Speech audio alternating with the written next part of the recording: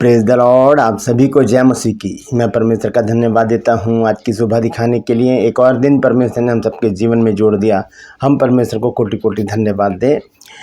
और आप सब जानते हैं युद्ध चल रहा है, अमेरिका, इज़राइल, ईरान, ये युद्ध में बिंधे पड़े हैं और कई दिन हो गए इस युद्ध को चलते हुए। बाइबल के अनुसार 3 बड़े कारण हैं इस युद्ध के, जो मैं आज आपको बताने जा रहा हूँ। और बहुत गंभीर बातें हैं ये, क्योंकि सुना जा रहा है, कहा जा रहा है ऐसा है कि ये युद्ध जो अभी शुरू हुआ है ये विश्व युद्ध का रूप धारण कर सकता है। हो सकता है सारे देश इसमें शामिल हो जाएं, क्योंकि एक देश के फेवर में एक खड़ा होता है तो उसके फेवर में दूसरा खड़ा हो जाता है। तो ऐसे जब फेवर बढ़ते चले जाते हैं तो फिर एक तनाव का क्षेत्र बन जाता है और वहाँ पर फिर विश्व युद्ध का जो आसार है वो नज़र आने लगते हैं। यही इस युद्ध में हो रहा है और धीरे धीरे हम देख रहे हैं चाइना ने भी एंट्री कर ली है और रसिया ने भी एंट्री कर ली है। तो इस तरह से ये युद्ध जो है बहुत ही गंभीर परिणाम की तरफ जा रहा है। लेकिन हम परमेश्वर से प्रार्थना करेंगे कि परमेश्वर इन सारी बातों से हमें सुरक्षित रखे और हमें बचा के रखे और अपने आगमन की तैयारी के लिए हमें जीवन दे। तो वो 3 कारण है, बहुत बड़े कारण हैं, जो मैं आज आपको बताने जा रहा हूँ। तो पूरा संदेश सुनिएगा, ये बहुत गंभीर बात है और मैं आपसे गुजारिश करता हूँ, निवेदन करता हूँ कि इस संदेश को जो मैं आपको बताने जा रहा हूँ इसे लोगों तक पहुँचाएं। फेसबुक पर भी डाल दें और व्हाट्सएप पर डालें, लिंक डालें और इसे शेयर करें। आपका अगर यूट्यूब चैनल है तो वहाँ पर भी आप इसे दिखा सकते हैं, क्योंकि 3 ऐसे बड़े कारण मैं आज आपको बताने जा रहा हूँ बाइबल से, जो इस युद्ध के विषय में पहले से ही भविष्यवाणी की जा चुकी है। ये जो युद्ध है, इस युद्ध की भविष्यवाणी पहले से ही बाइबल में की जा चुकी है। तो बने रहे मेरे साथ, पूरा संदेश सुनिए और इसे शेयर ज़रूर कीजिए। क्रूपस में आज का सवाल है कि राजा हेरोदेस ने प्रभु यीशु मसीह के किस चेले का मर्डर करवा दिया था? वो पहला शहीद है यीशु मसीह के चेलों में से, वो कौन है? सीधी सी बात है, प्रेरितों के काम की पुस्तक में इसका जवाब होगा, तो ज़रूर ढूंढ के निकालिए। जानते हैं तो कमेंट्स में लिख दीजिए, नहीं तो डिस्क्रिप्शन में आपको इस सवाल का जवाब मिल जाएगा। आइए एक प्रार्थना करते हैं, फिर आज के वचन में चलेंगे। प्रभु जी, मैं धन्यवाद देता हूँ आज की सुबह दिखाने के लिए और विनती करता हूँ प्रभु, आज के वचन को भी शेयर करने में मेरी मदद सहायता कर। मेरे होठों को, मेरे दिल दिमाग को छूकर ब्लेस कर। मेरी आत्मा, मेरा शरीर तेरे ही कब्जे में रहे, ताकि बोलने वाला मनुष्य नहीं बल्कि तेरा आत्मा हो। जो भी गूढ़ भेद की बातें आज के इस वचन में छिपी हैं प्रभु, वो हम पे प्रकट करना, ताकि हम उन बातों को जाने और उन्हीं के अनुसार अपने जीवनों को व्यतीत करने वाले बन सकें। जितने भी लोग इस वचन को देख रहे हैं, सुन रहे हैं, सब पर मैं तेरी आशीष बोलता हूँ। हर एक को आशीषित कर, हर एक की रोग, बीमारी, चिंता, परेशानी को अपने सामर्थ्य नाम के द्वारा दूर कर दे। यीशु नासरी के नाम से मांगते हैं, आमीन। Praise the Lord. तो आइए आज के संदेश को शुरू करेंगे। संदेश है बाइबल के अनुसार इस युद्ध के 3 बड़े कारण। तो सबसे पहला कारण जो है वो सुनिए क्या है। सबसे पहला कारण है धन और लूट की लालसा। क्योंकि ये जो ज़्यादातर जो बाइबल बताती है कि अंत समय में कई राष्ट्र इज़राइल पर हमला करेंगे, क्योंकि वे उसकी संपत्ति को लूटना चाहेंगे, उसकी संपत्ति को लूटना चाहेंगे। क्योंकि इतना सा छोटा सा देश है इज़राइल, लेकिन संपन्न है, हर चीज़ इज़राइल के पास है, सारी सुख सुविधाएं उसके पास है, लाव लक्सर सब कुछ है उसके पास, बहुत संपन्न देश है वो। और बाइबल हमें बताती है कि अंत के दिनों में, जब ये अंत का समय चल रहा है, तब जब इज़राइल पर अटैक होगा तो उसका सबसे बड़ा कारण, पहला कारण होगा लूटपाट, धन की यानी कि संपत्ति की लालसा, लालच। ये संपत्ति का लालच जो है इज़राइल को घेरेगा। आइए इसको देखेंगे, ये कहाँ लिखा है। ये है यहेजकेल नबी की पुस्तक, उसका 38 अध्याय। हम देखेंगे उसके 10 पद से। देखिए क्या लिखा है यहाँ, 10, 11, 12 पद। परमेश्वर यहोवा यूं कहता है, उस दिन तेरे मन में ऐसी बातें आएंगी कि तू एक बुरी युक्ति भी निकालेगा और तू कहेगा, मैं बिन शहरपनाह के गांव के देश पर चढ़ाई करूंगा। मैं उन लोगों के पास आऊंगा जो चैन से निडर रहते हैं। किसके विषय में? इज़राइल के विषय में लिखा है, जो सब के सब बिना शहरपनाह और बिना बेड़ों और पल्लों के बसे हुए हैं, ताकि छीनकर तू उन्हें लूटे और अपना हाथ उन खंडरों पर बढ़ाए जो फिर बसाए गए, और उन लोगों के विरुद्ध फेरे जो जातियों में से इकट्ठे हुए थे और पृथ्वी की नाभि पर बसे हुए ढोर और संपत्ति रखते हैं। तो यहाँ पर लिखा है कि तू उनको लूटने के लिए आएगा। ये युद्ध का पहला कारण क्या है? लूटपाट। क्योंकि ज़्यादातर युद्ध इसीलिए होते हैं, ज़्यादातर जो युद्ध हैं वो इसीलिए होते हैं क्योंकि बाइबल बताती है कि अंत समय में राष्ट्र जो इज़राइल राष्ट्र है उस पर हमला करेंगे लोग, क्योंकि उसके पास जो संपत्ति है, उसके पास जो धन दौलत है, वो सब उसकी तरफ सब राष्ट्रों की नज़र है। सब चाहते हैं कि ये हमारे पास भी हो। कितना ताकतवर है इज़राइल, ये हम देख ही रहे हैं। तो मतलब यह है कि दुनिया के कई युद्ध लालच में ही शुरू होते हैं।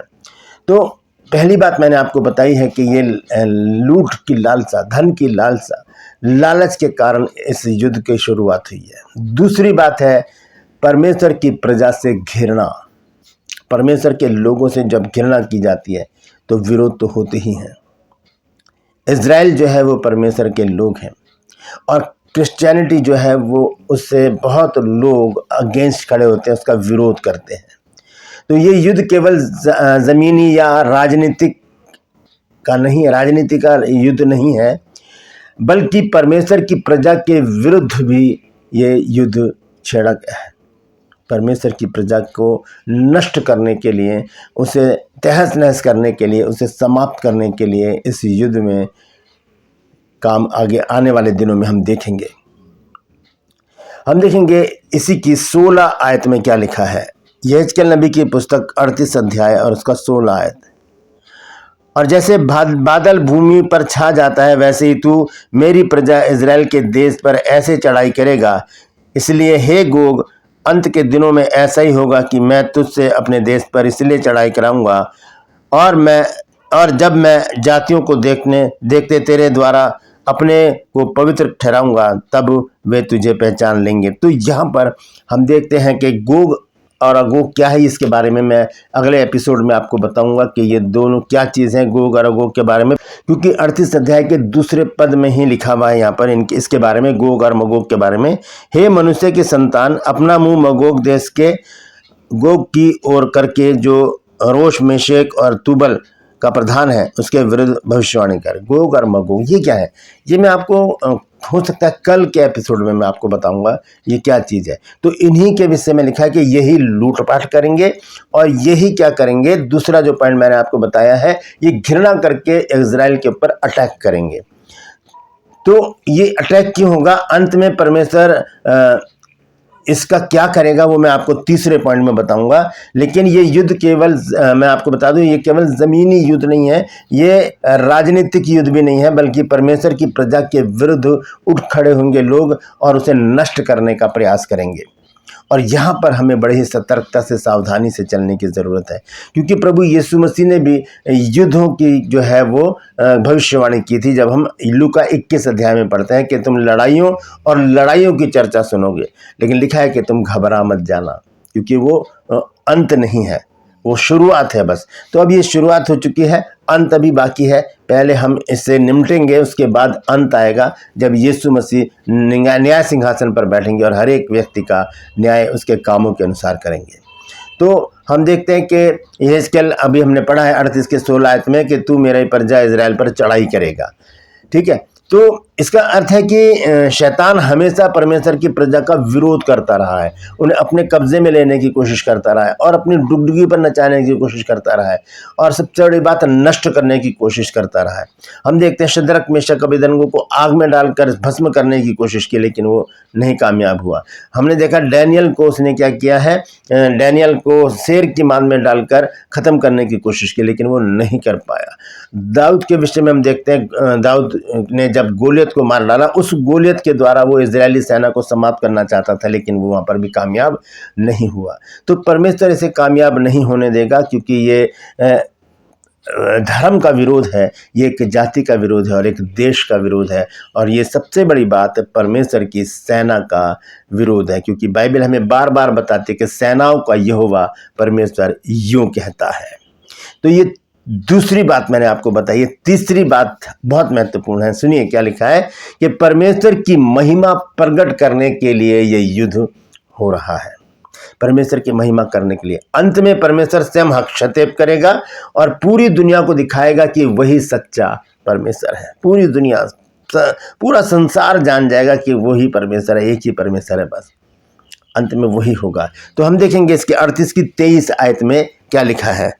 यहेजकेल नबी की पुस्तक 38 अध्याय और उसका 23 पद, यहाँ लिखा है, इस प्रकार से मैं अपने को महान और पवित्र ठहराऊंगा और बहुत सी जातियों के सामने अपने को प्रकट करूंगा, तब वे जान लेंगे कि मैं यहोवा हूं। परमेश्वर अपने को प्रकट करेगा इस युद्ध के बाद, तब लोग जान जाएंगे कि हाँ, एक ही परमेश्वर है और वो है हमारा प्रभु यीशु मसीह। तो यहाँ पर लिखा है कि मैं अपने आप को बड़ा और पवित्र ठहराऊंगा। कितना भी विरोध हो जाए, कितने भी युद्ध हो जाए, लेकिन कोई चीज़ जो हमारे दिमाग में है उसे कोई मिटा नहीं सकता। तो इस तरह से परमेश्वर अपने आप को प्रकट करेगा इस युद्ध में। ये बहुत जल्दी होने वाला है, इंतज़ार कीजिए। ये बाइबल की भविष्यवाणी है, ये झूठी नहीं हो सकती। यानी कि अंत में विजय परमेश्वर की ही होगी।